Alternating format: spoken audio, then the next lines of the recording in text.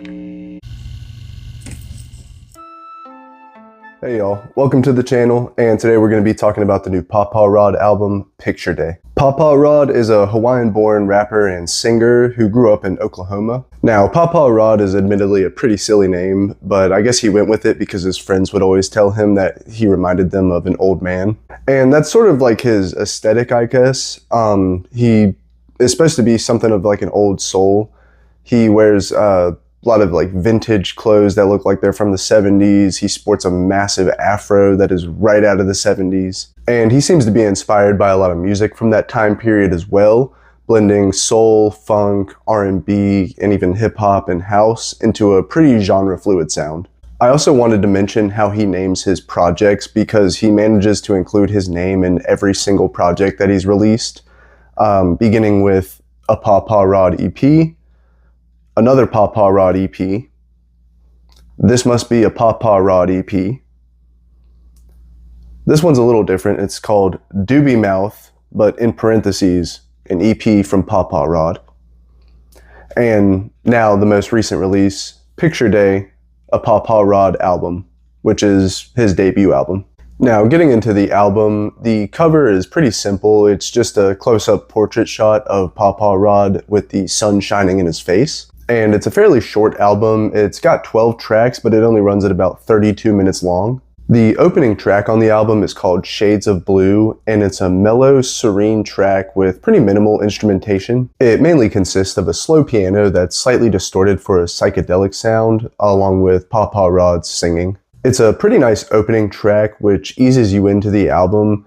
Normally these days you get more explosive and energetic tracks to open albums, but this one's kind of a nice reversal of that. Next is I Wish, which is a very upbeat track with lush synths and a groovy guitar. This one is incredibly catchy and it just makes you want to dance the second you hear it. The lyrics are slightly melancholic though, as they describe the struggle of not always being able to please yourself and others and kind of having to accept that that's just not possible, as well as other topics like not being able to bring back his brother and wishing he could cut down on smoking. Really just a bunch of subject matter that contrasts with the upbeat nature of the song. Next is the track Bettin' on Me. This one opens with a soothing and relaxing guitar loop. It's overall a pretty mellow and warm track that's all about being confident and believing in yourself, with lyrics like might been wrong before, but not right now.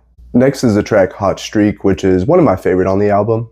It's got a bouncy and thumping beat, and he delivers his verses with a very carefree flow. It's catchy, rhythmic, and very bass heavy, and it also has a very soulful and passionate chorus. It also features an artist called Tommy Newport, who I think has a great voice, and he provides some awesome vocals for this track. They have like a little duet at one point after they both sung separately, and their voices just really complement each other. Next we have the track The Get Back. This has a spacey and funky trap beat that's very slow paced. It's mellow and soothing, and it makes you feel like very weightless. It's just like a velvety track, if that makes sense. It's like the auditory version of being swallowed up by a very soft bed. It's just so atmospheric and ethereal. After that is the track Lights Down Low. This track opens with a piano paired with a pretty funky guitar until the beat kicks in.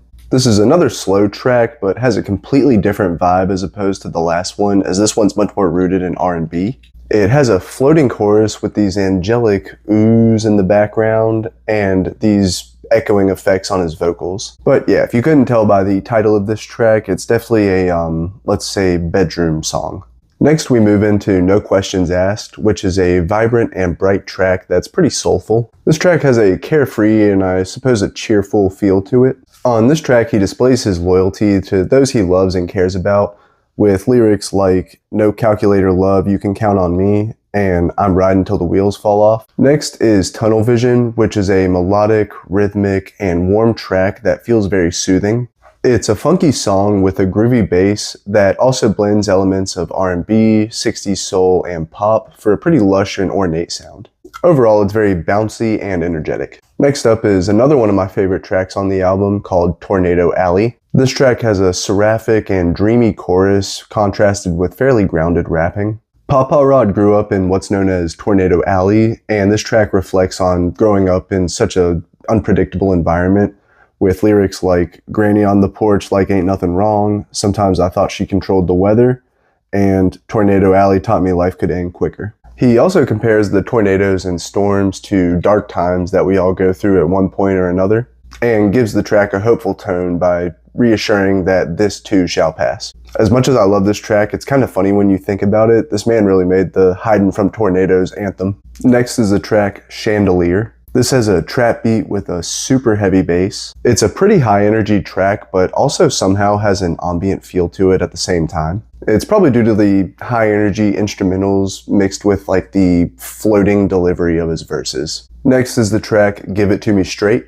This has a groovy bass line with a percussive beat, as well as these synths that sound like they're fighting each other because one is very lush and vibrant and the other is low and rumbling. It's a very layered and textured track. It has some soulful ad-libs and some faint scratching you can even hear in the second half.